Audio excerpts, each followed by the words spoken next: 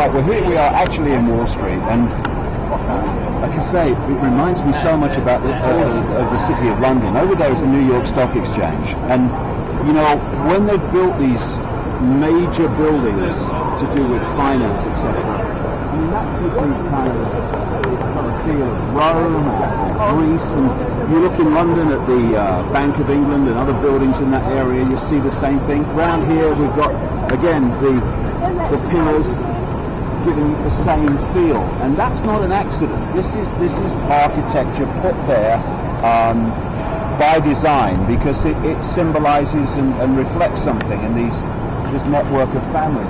This is George Washington, the first president of the United States, and the first of many high Freemason presidents of the United States, doing a little Freemasonic deal there. And here, Luke was telling me this is where the first Bill of Rights was signed, right? Yeah, first Bill of Rights was drafted. It was drafted. So this is the first congressional hall in United States history. This is where George Washington first took his oath, and then they had to move it later on to Washington, D.C. But this was pretty much where the Bill of Rights were started. Right here. Yeah. And what's the irony there, when you've got the Bill of Rights basically having its birthplace here, and now all around it are the very banking families, the very banking cartel that has systematically removed rights from the American people ever since, and they're very close to completing the job. And you know, this is like the City of London. It's one of the epicenters from which global control comes out of, which of course is overwhelmingly based on the control of money, lending people money that doesn't exist and charging them interest on it.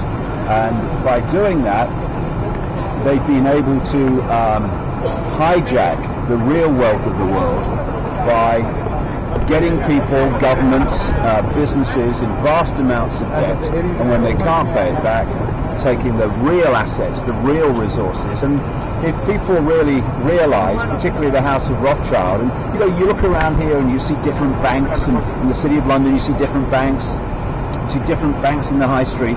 Really, if at least the vast majority just said Rothschild Bank, then that would pretty much tell the story. And what the Rothschilds have done by lending people or countries money to fight wars after engineering the wars to happen, and then when the different countries funded in the wars by the Rothschilds then you know, destroy each other's countries or whatever, the Rothschilds then lent more money to rebuild the country, and in this way they own countries. We have this farce of, oh, we're the government of the country. No, you are basically the administrators of a state of bankruptcy, which they don't tell us about. Okay, but also isn't it contested that George Washington was writing letters back and forth how the Freemasons being infiltrated by the Illuminati? Yeah, there are some letters in which he talked about that. Yeah, but you know, the British were controlling that all those wars of the War of Independence, and the British lost on purpose, because when you look at the detail, because what they were doing was managing a process of replacing control you could see, control by the British Crown, which, you know, in the end people rebel against control they can see, touch and taste, and they replaced it with a control that Americans couldn't see. And of course you don't rebel about not being free when you think you are, so it basically replaced a tangible control with a hidden control, and he was a conduit to start that process. There's just one other point. Just down the end there, there's a church. You come over here a bit, Neil. Big church. And once upon a time, the biggest building in a place was the church, with the big tower, because the church was the controlling force. It looked down on society. And now the church, although kind of still a controlling force like the Roman Catholic Church, but the big controller now is the banks. And look, now the biggest buildings in the cities are overwhelmingly the banks. You know, I walk around downtown Los Angeles, massive buildings, banks, and of course in Wall Street you expect to find it, but it's kind of dwarfing humanity, looking down on it. It's very, very symbolic. There comes a point where, in the words of the song, freedom's just another word for nothing left to lose. And we'll reach the point now where this system is so stitched up, it's so corrupt, it is so targeting the people of the world in such a abusive way that we really have nothing left to lose, because if we don't stand up now, it's just going to get worse and worse and worse. Take a look up in the sky. Shit ain't right, baby.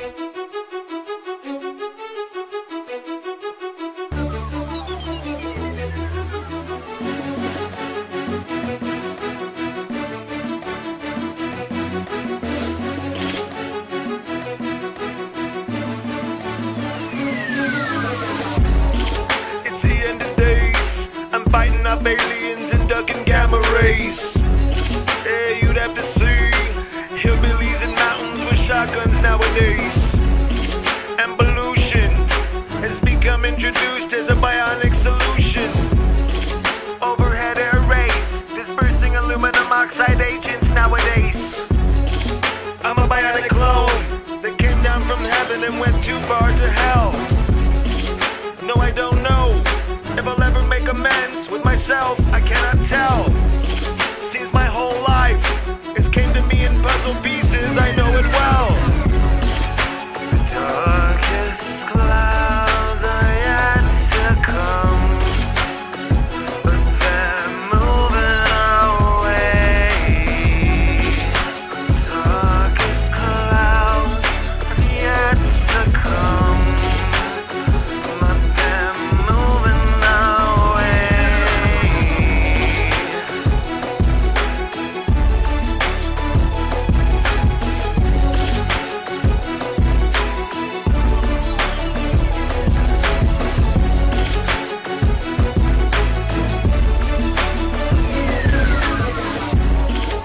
A nation that needs to really come together and overthrow the governments.